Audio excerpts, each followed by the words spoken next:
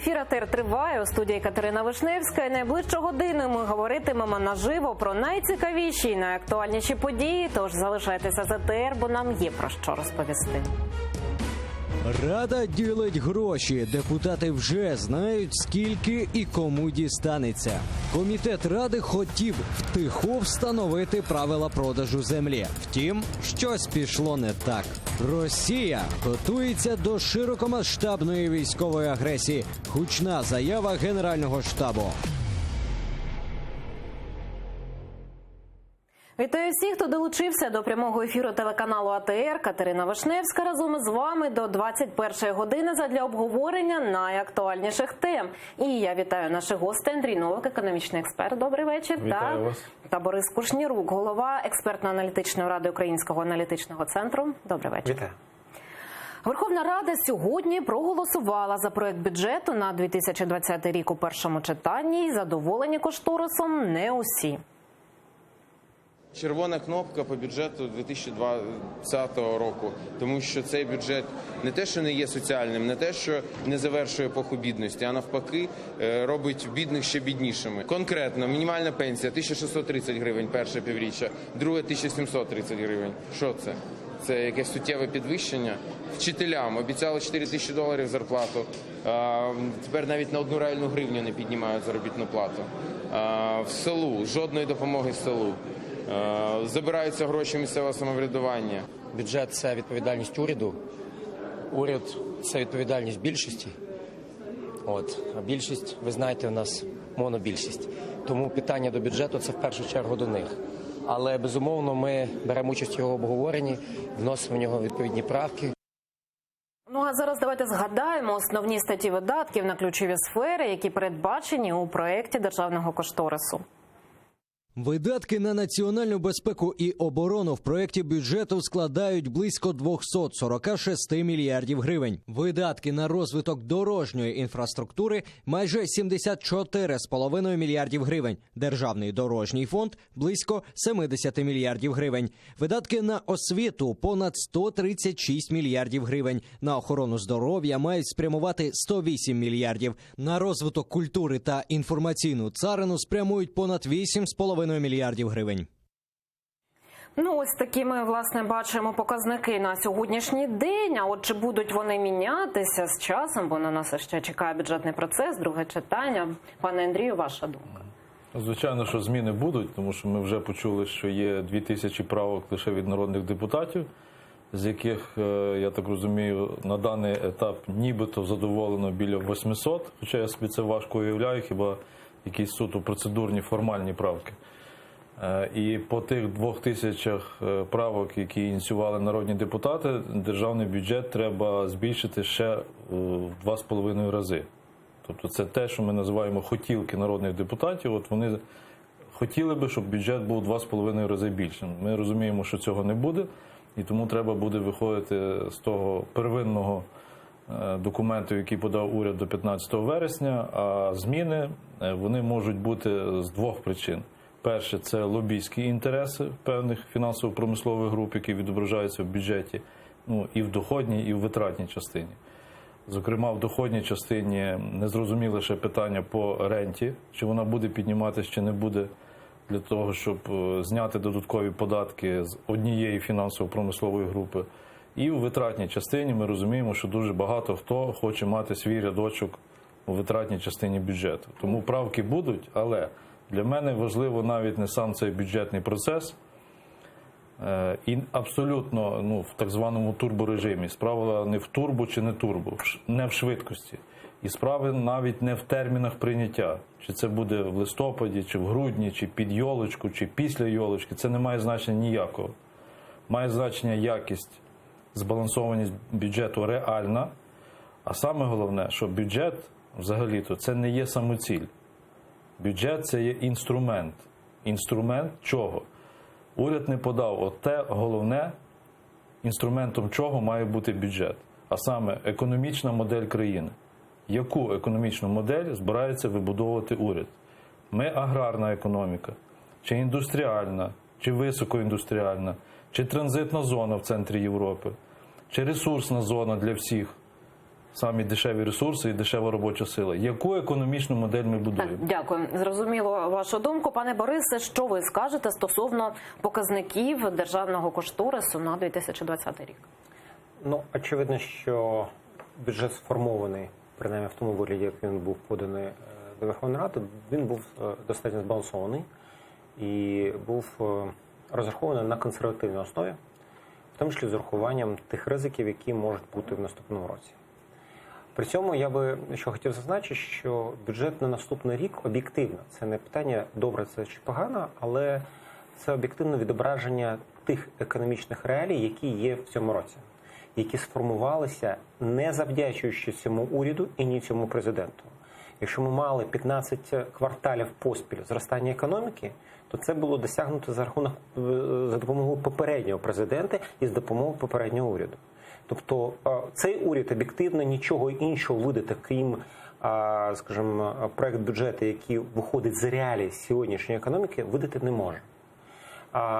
Спроби погратися з підвищенням макропоказників, де от зробимо, що ВВП зростає у нас не на 3%, а на 3,7%, і у нас з'являться додаткові кошти. Ні, так кошти не з'являються. Те, що ви малюєте руками, це не значить, що так працює економіка і так забезпечується зростання доходів підприємств, експорт, доходи громадян тощо. Тобто так це не працює. Тому умовно, що я тут погоджуюсь, справді, виходячи з цього бюджету, немає відповіді із програми уряду, і теж не було видно, а яку взагалі країну ви хочете збудувати, що ви хочете отримати, яку модель економічну ви хочете.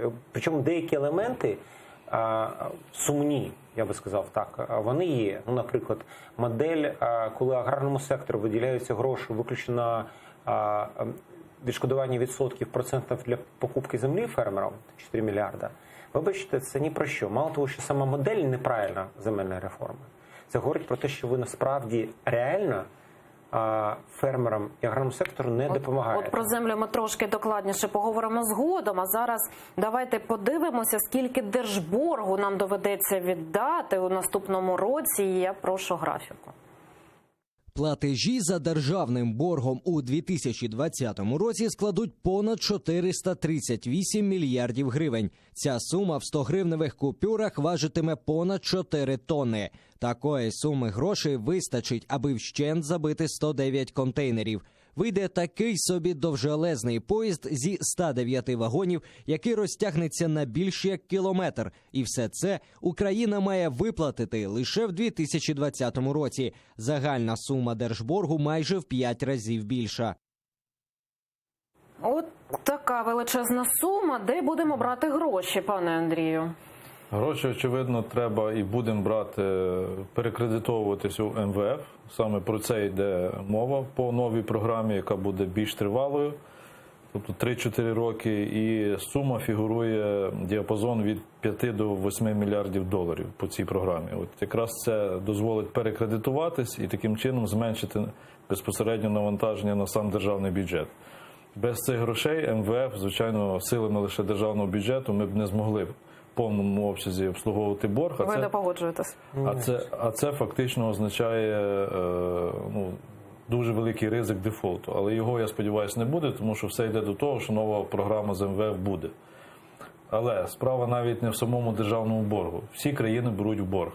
У нас саме по собі співвідношення боргу до ВВП країни не є високим. На сьогодні це біля 65%. Місія МВФ буде протягом наступних кількох тижнів в Україні. Так. Про це Мілованов сьогодні повідомив. Зараз наша делегація якраз в Сполучених Штатах Америки веде переговори із МВФ, із Світовим банком, із інвесторами. Але я до того, що важливо не так самий борг, а важливо, як його використовують.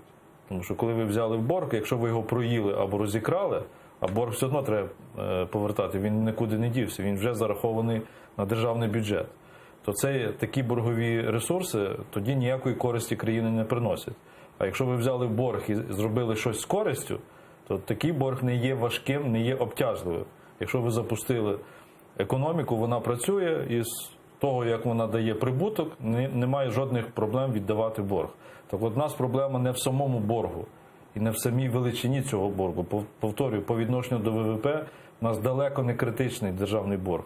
Але в нас проблема з іншим, що різні уряди, практично всіх років незалежності, вони беруть в борг і його використовують неефективно. Ми не бачимо жодного результату. Завдяки борговому ресурсу, що ми зробили? Збудували. Хоча б якийсь інфраструктурний масштабний проєкт. Нічого. Оце є проблема, а не сам факт того, що ми беремо в борг. Так, дякую, пане Борисе. У вас інша думка, якщо ви зрозуміли. Да, ну, по-перше, давайте зрозуміємо, що кошти МВФ не йдуть в бюджет. І до бюджету вони не мають відношення. Кошти МВФ йдуть виключно на поповнення золотовалютних резервів Національного банку. А те, що закладається в бюджеті, в державному бюджеті, те, що потрібно обслуговувати, це має стосунки лише до уряду і до державного бюджету. Тому співпраця з МВФ нам потрібна не тому, що ми коштами МВФ будемо погашати попередні борги, а тому, що ми маємо забезпечити довіру інвесторів і кредиторів до України, щоб ми могли справді рефінансувати значну частину заборгованості уже урядову, щоб уряд міг вийти до інвесторів з пропозицією, що давайте ми візьмемо в борг, наприклад, там 5 мільярдів і 5 мільярдів погасимо ці, які є в наступному році, маючи на увазі, що ці 5 мільярдів, які ми візьмемо там на 10 років, наприклад. В цьому випадку ми розтягнемо строк погашення боргу, бо крім того, що сказав пан Андрій, насправді у нас проблема з боргом, якщо брати суто практично, вона полягає в тому, у нас великі платежі, суми, і сама сума співвідношення до ВВП невелика, але строки його погашення, вони дуже близькі от саме в ці роки, 20, 21, 22 рік. Тому, умовно кажучи, завдання розтягнути суму боргу, зробити її розтягнути як можна довше. І це перше завдання. А друге завдання – це зменшити його вартість, його обслуговування. Тому що у нас ставки обслуговування боргу надзвичайно великі. Ну, є окрема проблема – це монетарна політика Національного банку, яка призвела до того, що процентні ставки є абсурдно високими, і саме внаслідок цього у нас зараз нерезиденти активно скуповують гривневі облігації. Це окрема тема з окремою проблематикою. Але якщо ми говоримо про сам борг, то що скажу, ми зможемо обслужити цей борг, але для цього потрібно продовжити співпрацю з МВФ і продовжити реформи. А якщо із першим і другим будуть проблеми, а я не виключаю, що будуть проблеми, то в цьому випадку будуть проблеми із поверненням боргів на наступному році. І до ще однієї пов'язаної з бюджетом теми. От сьогодні на засіданні Верховної Ради народний депутат від фракції «Європейська солідарність» Мустафа Джемілєв заявив, що телеканал АТР може припинити мовлення. Давайте його послухаємо. Чому? Як відомо, після окупації Криму в єдиний світі кримськотатарський канал АТР був закритий окупантами і став віщати на територію Криму з материкової частини України цілодобово на 3 мовах – української, російської і на мові корінного народу. Це зрозуміло. На діяльність цього каналу з бюджету щорічно виділялось близько 45 мільйонів гривень. Хоча цих коштів було явно недостатньо і доводилось вишуковувати допомогу також з інших джерел. В проєкті бюджету 2020 року на діяльність цього каналу не передбачено жодної копійки, в результаті чого цей канал може бути закритий. Ми до другого читання будемо опрацьовувати всі висновки, що подані народними депутатами і зведені бюджетним комітетом, і будемо пропонувати рішення в межах балансу. Ми поцікавилися у народних депутатів, чому в бюджеті не знайшлося місця для телеканалу АТР, і от що почули у відповідь. Там немає взагалі таких витрат, тому що це, як казав, в каркасі цього не передбачено. Але в майбутньому між першим та другим читанням я знаю, що є багато депутатів, які підтримують АТР взагалі, а вони можуть внести це як пропозицію і надати уряду завдання знайти під це кошти. Я думаю, що це треба поправити на другому читанні. Це несправедливо, неправильно і треба це поправити. І у цьому проєкті не враховано фінансування єдиного кримськотатарського телеканалу АТР. Як думаєте, чому «Слуги народу» не дали фінансування? Я думаю, що це велика помилка «Слуг народу», яку вони обов'язково мусять виправити до другого читання. Тому що ми розуміємо важливість комунікації, в тому числі з кримськими татарами. І ми розуміємо, що, можливо, не було б таких подій в Криму, якби підтримувалися саме всі можливі методи комунікації з кримчанами, з кримськими татарами, з їхніми друзями, знайомими. Тому дуже важливо, звісно, підтримувати цей телеканал, щоб він був незалежний, щоб він міг вести своє мовлення і щоб таким чином через АТР ми теж могли звертатися до кримчан на окупованій території. От на вашу думку, шановні гості, чому у проєкті бюджету не було передбачено коштів для єдиного кримсько-татарського телеканалу? Андрій, розпочнемо з вас коротко, будь ласка. Я Ваша версія. сподіваюся, що це просто прикра помилка. Це один з наслідків так званого турборежиму. Коли все робиться надто швидко, готується документ, державний бюджет, це дуже великий документ, фактично з коліна. На жаль, продовжується практика, що більшість народних депутатів навіть не бачать цього документу, коли він подається вже в сесійний зал. Тобто це наслідок турборежиму. Я більш ніж впевнений, що стаття на витрати на кримсько-татарський канал АТР з'явиться. Інше питання, яка стаття, в якій сумі. Звичайно, якщо продовжувати логіку бюджетного процесу, а логіка яка? Проект бюджету на 2020 рік сформований дуже просто. Взяти бюджет цього року, до кожної статті додали плюс-мінус показник інфляції, і так вийшов проект бюджету на наступний рік. Але чомусь окремі статті не попали, такі як, наприклад, витрати на канал АТР. Я сподіваюся, що ця помилка буде виправлена. І якщо хоча б на показник інфляції збільшать фінансування від цьогорічного, тобто якщо цього року 44 мільярди гривень, то хоча б на 50 мільярдів гривень, я думаю, кримсько-татарський телеканал повинен розраховувати. Борисе, ваша думка, чи будуть такі правки, чи будуть вони враховані до другого читання? Так, щоб я не повторював те, що сказав Андрій, я сподіваюся, що це справді лише технічна помилка, і вона буде врегульована до другого читання. Давайте не розвивати цю тему. Я вважаю, що всі усвідомлюють і на рівні депутатів, і на рівні уряду, і на рівні президента, що фінансування АТР має бути за рахунок державного бюджету, якщо не в повній обсязі, то хоча б в значній мірі, щоб все ж таки цей канал міг працювати. Ну і повернемося до земельної реформи. Трошечки вже ми зачепали цю тему. От Комітет Верховної Ради з аграрної та земельної політики провів таємне засідання, на якому підтримали законопроект про ринок землі. Позафракційна народна депутатка Оксана Савчук розповіла, як це було. О 9:08 комітет розглянув уже всі законопроекти, які були зареєстровані. Уявіть собі, о 9:00 він розпочав роботу, о 9:08 він розглянув всі законопроекти. Навіть поменше однієї хвилини на один законопроект. Мені дали слово для того, що я один єдиний з авторів, котра встигла прийти на це засідання комітету. Я звернула увагу всіх членів комітету на те, що депутати, які ще навіть не 2 місяці працюють, грубо порушують всі норми прозорості, етики, регламенту, про те, що не можна жодним чином голосувати за жоден законопроект, який стояв на порядку денному. Лідер фракції «Батьківщина» Юлія Тимошенко повідомила, що результати таємного засідання голова парламенту Дмитро Разумков визнав недійсними. Я хочу подякувати голові Верховної Ради, який зібрав лідерів фракцій. Ми проговорили це питання дуже детально, і ми знайшли порозуміння. Ми не вважаємо, що сьогодні відбувся аграрний комітет, тому що це було просто зібрання депутатів. І голова Верховної Ради погодився з тим, що реальне засідання комітету буде проведено на наступному тижні з залученням громадськості, з залученням всіх, хто може пояснити, чому сьогодні не можна продавати 72% території землі. Ну, власне, ось така ситуація. І тут більше питання не про саму суть земельної реформи, а про це засідання. Чому воно таким було таємним? Чому «Слузі народу», яка, власне, має і кворум, і більшість, так ховається? І від кого? Для чого? У моєму розумінні це все від недосвідченості. Ми розуміємо, що ця політична сила, не тільки ця, а більшість політичних сил і політиків, які зайшли в парламент, ми знаємо, на 80% це люди, які нові в політиці як такі.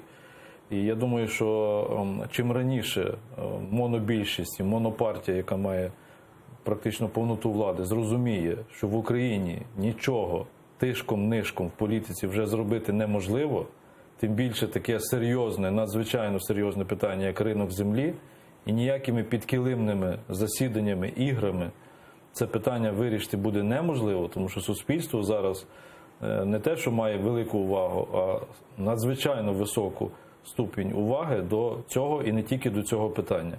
І тут щось протиснути, продавити на якихось засіданнях напівтаємних просто не вдасться.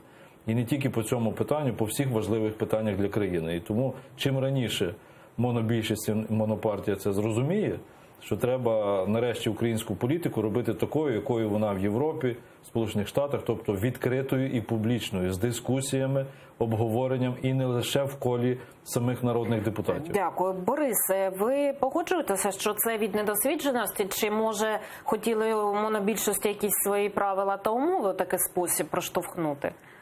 Ну, знаєте, вони недосвідчені, але вже ті рішення, які ухвалюються, вони в деяких випадках, вибачте за грубе слово, нагадують такі кримінальні кидки. Тобто, коли рішення ухвалюються, порушуючи всі етичні норми, і норми Конституції, і процедури тощо.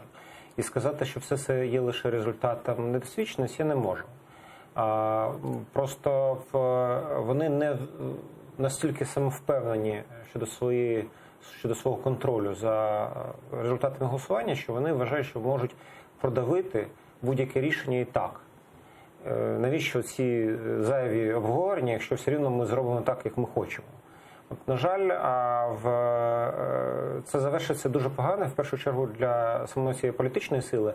А тут я погоджуюсь з Андрієм, що в українських реаліях все таємно стає відомим, і в результаті, вибачте, потім комусь бігати буде потрібно від того, щоб не побили, це в кращому випадку. Тому я би тут порадив, і це стосується не тільки земельної реформи, але порадив би, якщо ви вже хочете щось довести, у вас є щира позиція, вибачте, її щиро і відкрито потрібно доводити, тоді я принаймні можу щось сказати про людину, що людина щиро помиляється, якщо я бачу, що це помилка. А от якщо він починає ховатися, то це вже, ще раз кажу, нагадує, скоріше, кримінальні тоді справи, ніж політична діяльність людей, які прийшли в парламент щось поміняти в країні.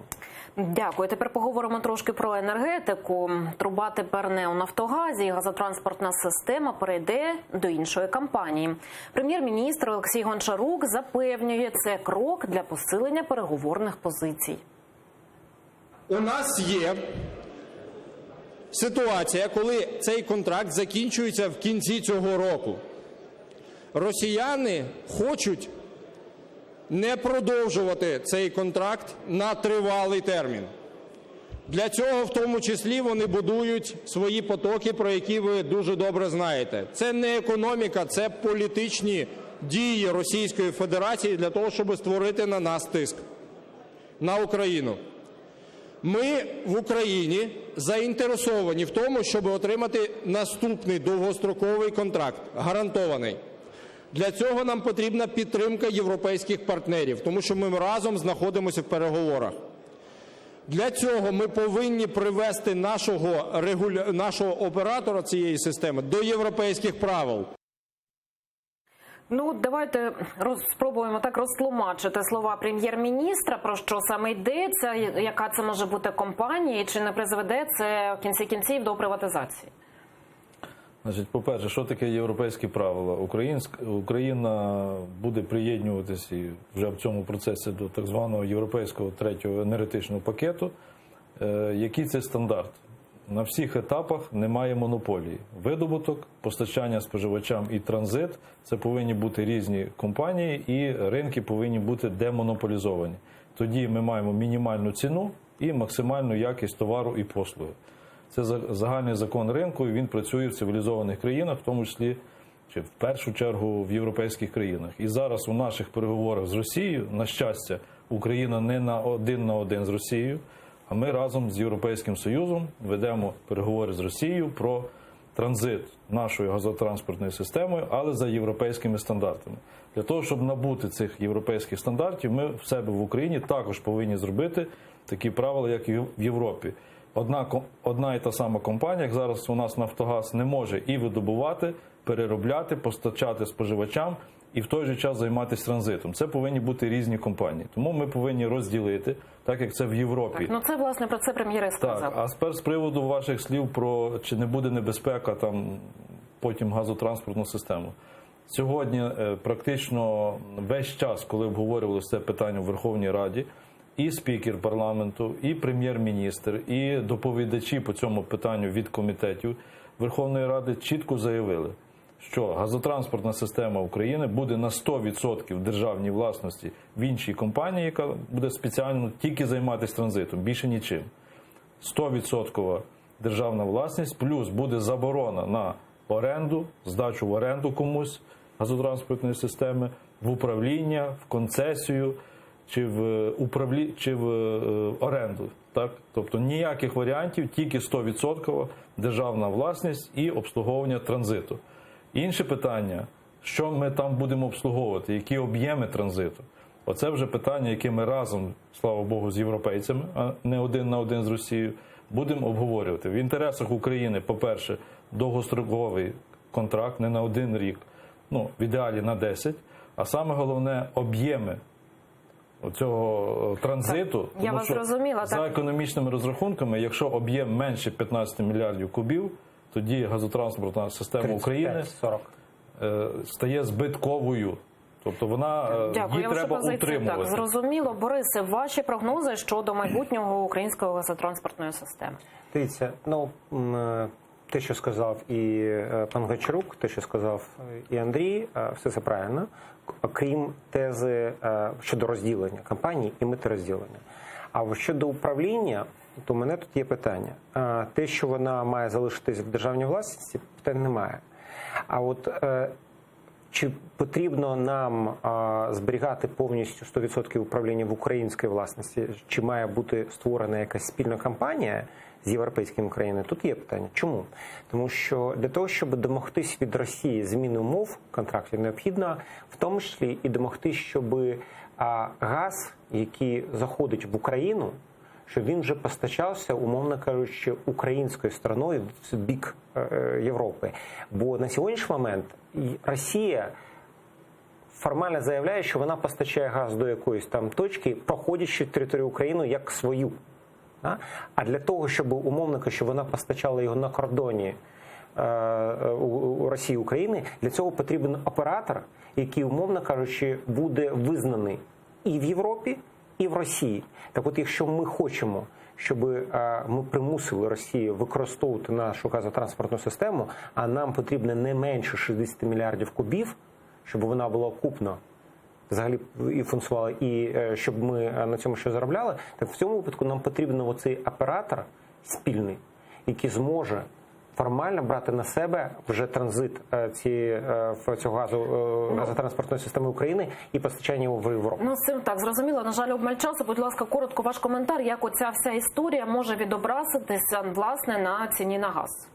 Будь ласка, з вас почнемо. Коротко. Ціна на газ від транзиту, від того, як ми розділимо Нафтогаз України, звичайно, що не залежить. Вона в першу чергу на сьогодні залежить від світових цін, це раз. А по-друге, від конкретного контракту, від чого буде танцювати ціна газу, яку ми отримуємо чи від Росії, чи реверсом з Європи, хоча джерело походження, ми розуміємо, все одно це російський газ. А ще важливо, що буде з власним газовидобутком. Ми маємо потенціал його значно наростити. Але, наприклад, всі останні 5 років, навіть вже коли сталася військова агресія Росії проти України, навіть за ці 5 років ми практично не змінюємо власний газовидобуток. Він стоїть на місці, на жаль. І отут якраз є головний потенціал і до енергетичної незалежності справжньої, і до зниження ціни. Тому що наш газ по собівартості нам обходиться набагато дешевше. Дякую. Ваша думка? Тут ситуація така. По-перше, чому не збільшив видобуток? Тому що я маю на увазі уряд, забрав фактично всі кошти вільні з НАК «Нафтогазу». У них просто не залишалося кошти на те, щоб займатися видобуванням. Крім того, їм не видавали нові земельні ділянки, на яких можна було б взагалі шукати газ і видобувати. Це перше. Історія. Друга історія пов'язана з тим, що газ, в принципі, як і будь-який сировинний товар, не має національності. На ньому не написано російський газ, іракський, іранський, норвезький і так далі. Газ, він позанаціональний. І, умовно кажучи, якщо ми купуємо теоретично газ у норвезької компанії це може бути газ, який походженням з Росії. Чому? Тому що норвезька компанія домовиться з Росією, що вона поставить кудись на хабі в Дюссельдорфі, де поставить газ, дякую, а при цьому Росія поставить в Україні газ. Дякую. На жаль, час вичерпано. Борис Кушнирук та Андрій Новак були гостями нашої студії. Далі у ефірі АТР дивіться Прайм з Айдером Мождабаєвим. У нього в гостях Максим Музика, ветеран російсько-української війни, та Йосиф Зісель, правозахисник і дисидент. Я ж Катерина Вишневська прощаюся з вами. Залишайтеся з АТР і дякую, що довіряєте.